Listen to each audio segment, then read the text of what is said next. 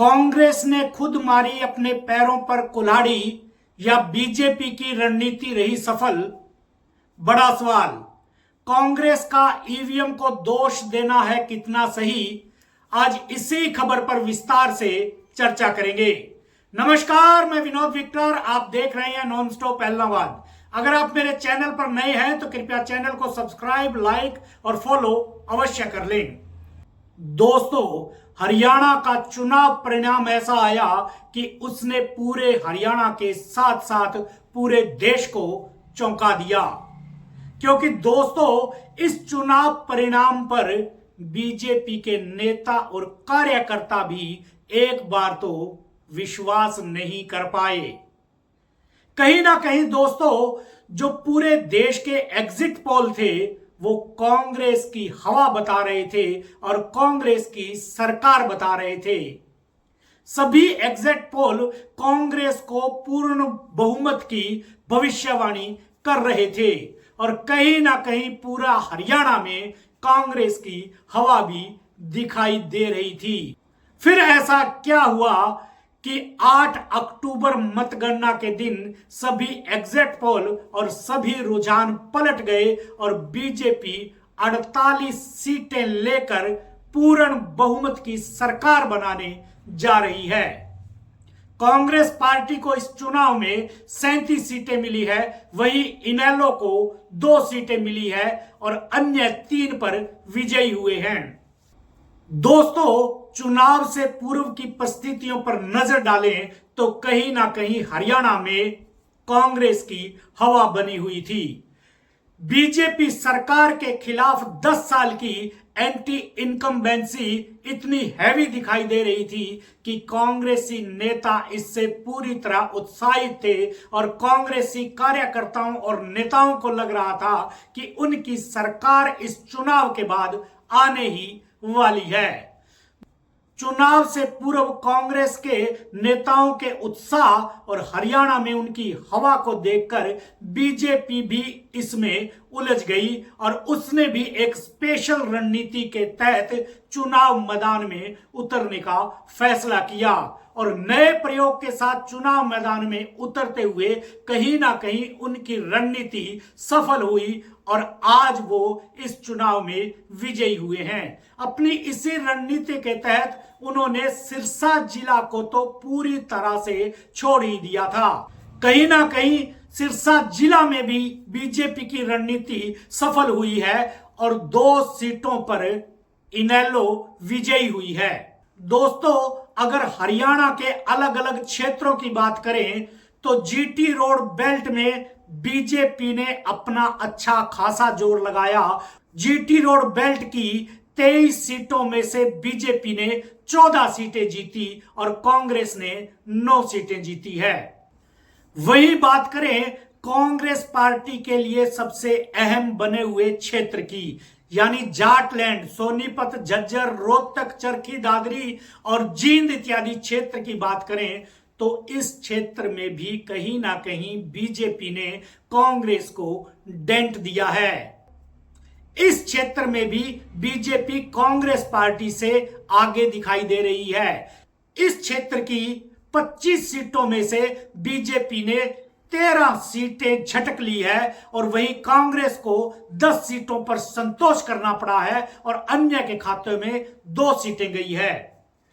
दोस्तों, अगर दक्षिण हरियाणा की बात करें, अहीरवाल क्षेत्र और नूह को मिलाकर रेवाड़ी, महेंद्रगढ़, पलवल, नूह इत्यादि क्षेत्र की बात करें तो वहां की 23 सीटों में से 17 सीटें बीजेपी ने जीती है और कांग्रेस ने 6 सीटें जीती है। वहीं अगर खास अहीरवाल क्षेत्र की बात करें तो अहीरवाल क्षेत्र की 11 सीटों में से 10 सीटें बीजेपी ने जीती है। दोस्तों, अब बात करते हैं बागड़ बेल्ट की। बागड़ बेल्ट में हिसार, फतेहाबाद और सिरसा क्षेत्र आता है और यहां की 15 सीटों में बीजेपी ने 3 सीट जीती है और कांग्रेस ने 9 सीट जीती है और वहीं इनेलो ने 2 सीट जीती है। दोस्तों, सबसे बड़ी कांग्रेस के लिए इस चुनाव में चिंताजनक बात जाटलैंड की रही, कहीं ना कहीं जाट समुदाय के अलग अलग पार्टियों से प्रत्याशी होने के कारण संघर्ष में ये सीटें कांग्रेस ने गंवाई है। कहीं ना कहीं इस चुनाव में कांग्रेस पार्टी ने भूपेंद्र सिंह हुड्डा को फ्री हैंड दिया हुआ था और उनके साथ दीपेंद्र हुड्डा भी गांव-गांव जाकर प्रचार कर रहे थे और जाट समुदाय पूरी तरह कांग्रेस के साथ खड़ा नजर आ रहा था। और इस चुनाव में जो कांग्रेस पार्टी की राजनीति है वो भी जाटों के इर्द गिर्द घूमती नजर आ रही थी।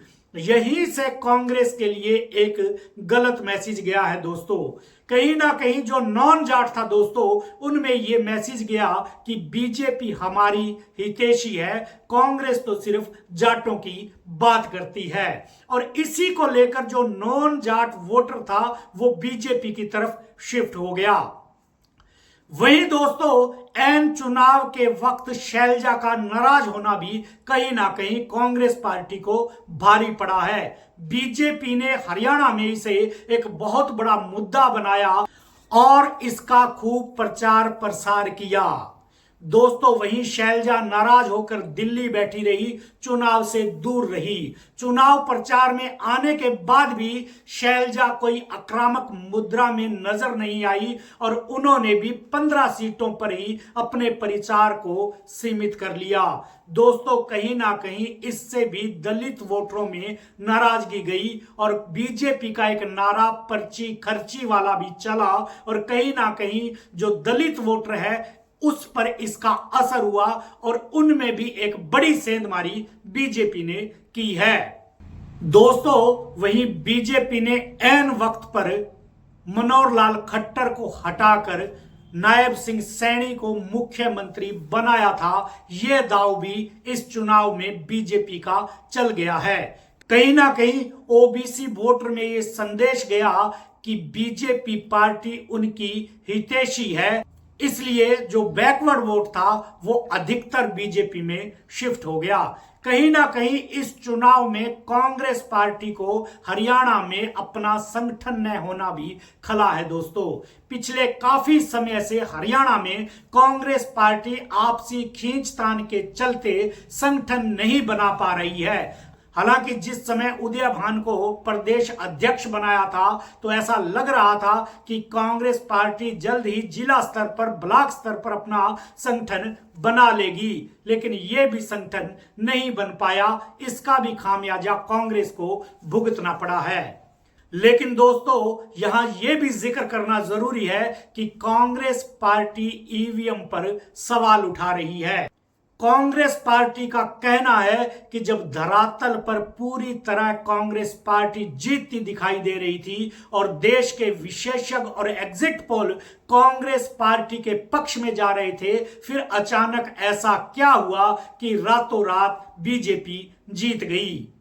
दोस्तों इसको लेकर कांग्रेस के नेताओं ने चुनाव आयोग में भी जाने की बात की है, लेकिन चुनाव आयोग उनकी इस शिकायत पर क्या निर्णय लेता है यह तो भविष्य की बात है। आज की खबर में इतना ही, फिर मिलेंगे किसी और खबर के साथ। तब तक के लिए नमस्कार।